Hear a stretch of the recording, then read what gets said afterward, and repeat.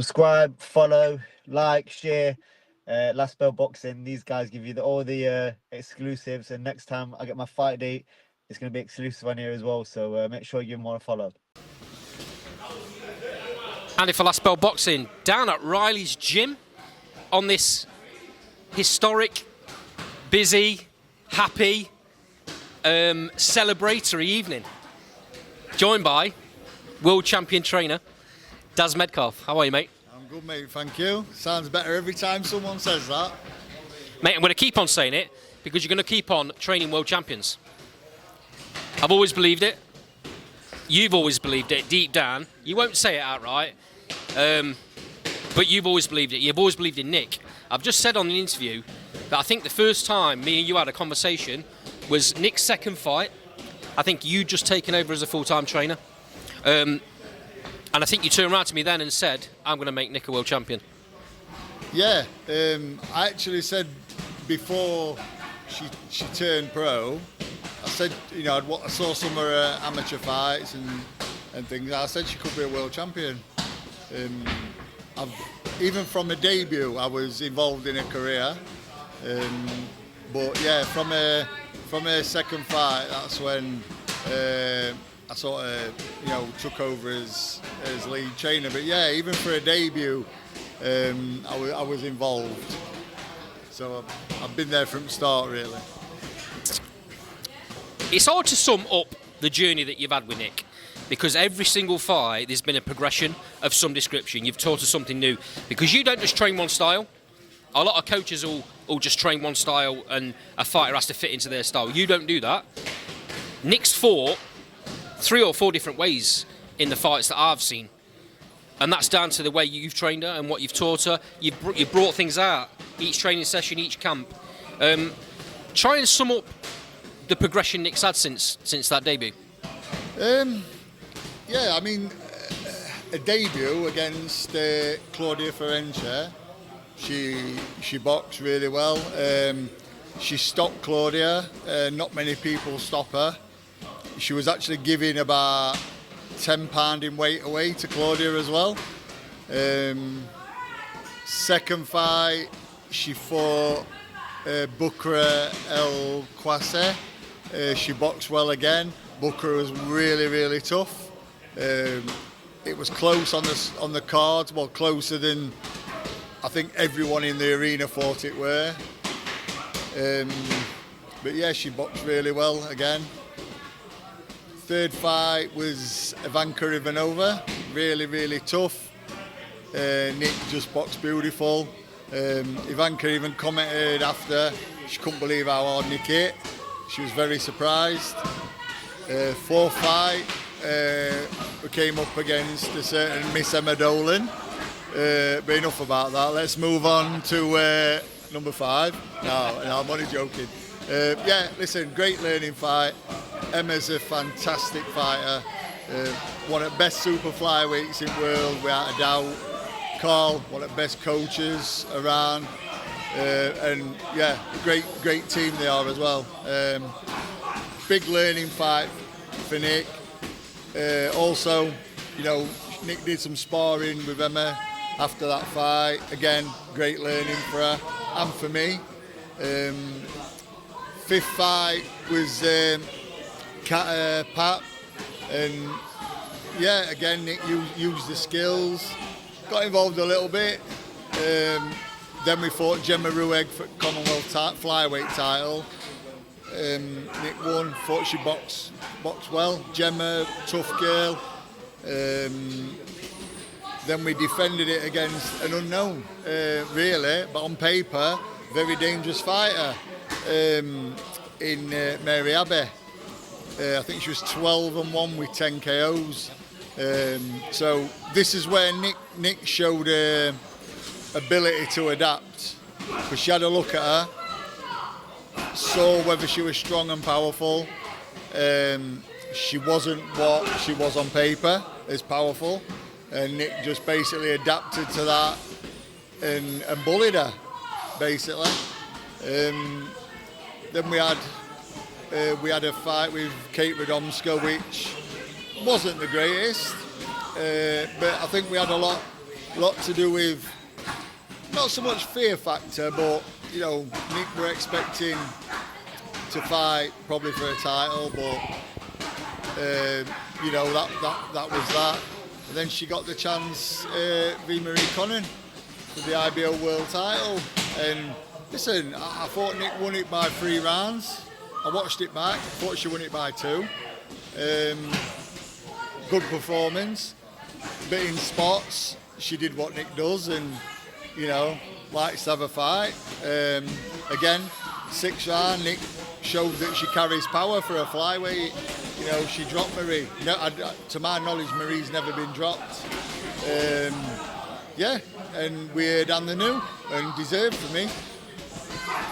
At times in that fight, she boxed beautifully.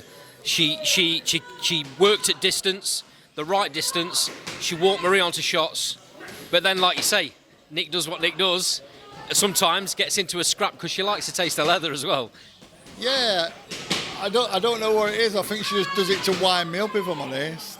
But I think she just gets a bit eager. Listen, when she, I will say it, when she boxes and uses a jab and a distance, she's quality. She's top draw, world class, and that shows it. She's world champion.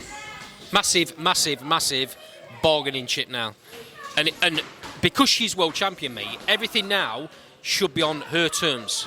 It should be when she wants to fight and who she wants to fight. None of this, I'll take this fight because I've got nothing else. Now, she's in rankings. Big things to come. Yeah, definitely. I mean, obviously, at this weight, flyweight, you know, Gabriela Fundora reigns supreme with the other belts. I'm not sure on Gabriela's plans. I've heard that she's moving up in weight, which means those titles will become vacant. Yeah, let's have a unification. Talk to me a little bit, Daz, about what this means to the gym. I mean, Rob is so proud of Nick. His first world champion. His first world champion in Riley's gym. Tell me about what this means to this gym. Nick's walked in here tonight with that belt. Everyone's got massive smiles on their faces. Yeah, mate, listen, you know, everyone can look at Nick and see how she works. You know, the work ethic she puts in while working 2 jobs. And, you know, she trains and does everything right, eats right, lives right. And she deserves all the success she gets. And you know what? She's a blueprint for amateur boxers, professional boxers. She's a blueprint. This is how you should live your life as a fighter. And you'll get the rewards. You get out of this game what you put in. You know, whatever form that comes in, whether it's world titles and money or a career as a trainer, who knows? But, you know, she is the blueprint on how we should approach life as a fighter. Supremely fit. There's not many fighters, and I've been to loads of gyms, mate, seen loads of fighters. There's not many fighters, male or female, train the way Nick trains. No. You know what? And it's not because I put her through well either. It's we train smart. You know, we adapt what style I think is going to beat an opponent. That's how we train. Like you touched on earlier, I don't believe as a trainer that you should train everyone the same, because not everybody's the same. You know, I like to think that I could train a Mexican, I could train an American stylist, I could train an Australian brawler. You know, I can train any style, and that's just from experience and being around boxing. And you know what? And listening. That's from, you know, listening. I don't, you know, never think you know it all. Because when you do that, that's when things start to go downhill. You can always learn. You can always learn off everybody. And that could be, you can learn what not to do as well as what to do, you know. So, yeah, we adapt. She can adapt as well. Every day's a school day, right? Yeah, for me as well. Yeah, not just for Nick. And, you know, for me, You know, you can always take little bits from here and there, and you can adapt it to what suits you or the fighter. Yeah, listen, it's all a lesson. This isn't just trainer-student relationship. You and Nick are much closer than that. I think you call her your little sister. Yeah, mate. Yeah, she's like my little sister. I've got that. You know, we all fighters who I train. I consider Nick my family, and I consider everyone in my family. I care. I want them, first and foremost, I want them to do well. I want them to succeed. I want them to do what I know they're capable of doing. Because they're like family to me. Always a pleasure chatting, mate. Last thing before we go, and I've got to do it. I won't go to, but I've got to do it. Cheeky prediction for the rematch. Conor Benn versus Chris Eubank Jr. Can I just ask first? It's a Spurs ground, isn't it? I believe so. Yeah. I mean, I'm a Tottenham fan, so at least I think Eubank Jr. is as well. So at least Summit might get one at Spurs. Prediction for the fight. I think it's going to be a Conor Benn win to set up a third fight. Whether it's a deserved Conor Benn win, I don't know. But yeah, I think Conor Benn. Can I just say as well before I go? Don't usually do this, but and he's not here with us at the minute, obviously. But you know, all what I'm doing now is all down to my old man.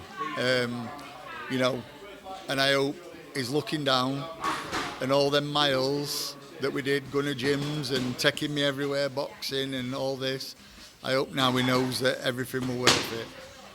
It hasn't gone to waste, and that's a big, big thing for me. Massive into it, and I know how emotional this is for you, bringing this world title. Yeah. You know, I now sort of think that, yeah, it were all worth it, and he knows it were all worth it. You know, all them trips down M1 ain't gone to waste. But I will say, I'm not finished yet. Not by a long shot. No, definitely not. Daz, great talking to you, mate. Much appreciated. Speak to you soon. Appreciate it. Thank you.